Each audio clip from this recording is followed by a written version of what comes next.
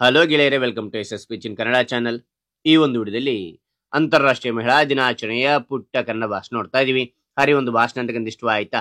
ಇಷ್ಟವಾದ್ರೆ ಒಂದು ಲೈಕ್ ಅನೇಕ ವಿಡಿಯೋದಲ್ಲಿ ಪ್ರೋತ್ಸಾಹ ತುಂಬಾ ಸಿಗುತ್ತೆ. ಇನ್ನೊಬ್ರು ಶೇರ್ ಮಾಡಿ ನೀವು ಸಾಧ್ಯ. ಇಂಥ ಅನೇಕ ವಿಡಿಯೋಗಳ ಚಾನಲ್ ಸಬ್ಸ್ಕ್ರೈಬ್ ಆಗಿ. ಹಾಗಾದ್ರೆ ನಿಮಗೆ ಯಾವ ರೀತಿಯ ಒಂದು ಪ್ರಬಂಧ, ಯಾವ ರೀತಿಯ ಭಾಷಣ ಬೇಕಂದ್ರೆ ಕಾಮೆಂಟ್ ಮಾಡಿ. ಆ ರೀತಿಯ ಭಾಷಣ ಮತ್ತು ಆ ರೀತಿಯ ಪ್ರಬಂಧ ತೆಗೆಯಲು ಪ್ರಯತ್ನ ಮಾಡ್ತೇನೆ ಅಂತ ಹೇಳ್ತಾ ಈ ಒಂದು ಭಾಷಣವನ್ನು ನೋಡ್ತಾ ಕೇಳ್ತಾ ಹೋಗೋಣ ಬನ್ನಿ. ಈ ಸಭೆಯಲ್ಲಿರುವ ಎಲ್ಲಾ ಮುಖ್ಯ ಅತಿಥಿಗಳಿಗೆ ಹಾಗೂ ಸಹೋದರ ಸಹೋದರಿಯರಿಗೆ ಶುಭ ಮುಂಜಾನೆ.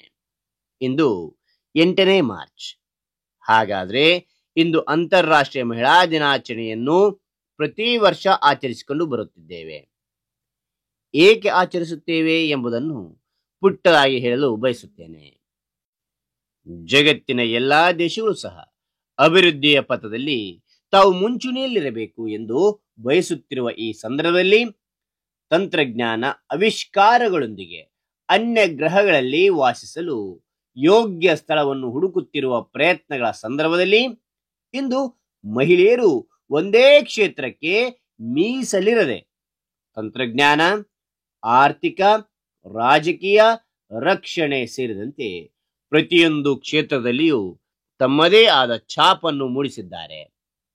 ಅವರ ಕೊಡುಗೆಯನ್ನು ಸ್ಮರಿಸಲು, ಗೌರವಿಸಲು ಈ ದಿನವನ್ನು ಅವರಿಗೆ ಮೀಸಲಿರಿಸಲಾಗಿದೆ. ಹಾಗೂ ಇಂದು ಅವರ ಕೊಡುಗೆಯನ್ನು ನೆನೆಯುತ್ತಾ ಮಹಿಳಾ ದಿನಾಚರಣೆಯನ್ನು ಆಚರಿಸಲಾಗುತ್ತಿದೆ ಎಂಬುದನ್ನು ತಿಳಿಸುತ್ತಾ ನನ್ನ ಈ ಮಾತಿಗೆ ವಿರಾಮ ನೀಡುತ್ತೇನೆ. ಜೈ ಭಾರತಾಂಬೆ, ಜೈ ಕನ್ನಡಾಂಬೆ. ಹಾಗಾದ್ರೆ ಗೆಳೆಯರೆ, ಈ ಒಂದು ಪುಟ್ಟ ಭಾಷಣ ಅಂತ ಇಷ್ಟವಾದ್ರೆ ಒಂದು ಲೈಕ್ ಅನೇಕ ವಿಡಿಯೋದಲ್ಲಿ ಪ್ರೋತ್ಸಾಹ ತುಂಬಾ ಸಿಗುತ್ತೆ. ಇನ್ನೊಬ್ರಿಗೂ ಶೇರ್ ಮಾಡಿ ನಿಮ್ಗೆ ಸಾಧ್ಯ. ಇಂಥ ಅನೇಕ ವಿಡಿಯೋಗಳ ಚಾನಲ್ ಸಬ್ಸ್ಕ್ರೈಬ್ ಆಗಿ. ಮತ್ತೊಂದು ಹೊಸ ವಿಷಯದೊಂದಿಗೆ ಮತ್ತೊಂದು ಹೊಸ ವಿಡಿಯೋದಿಂದ ಭೇಟಿ ಆಗ್ತೇನೆ. Thank you for watching. Bye.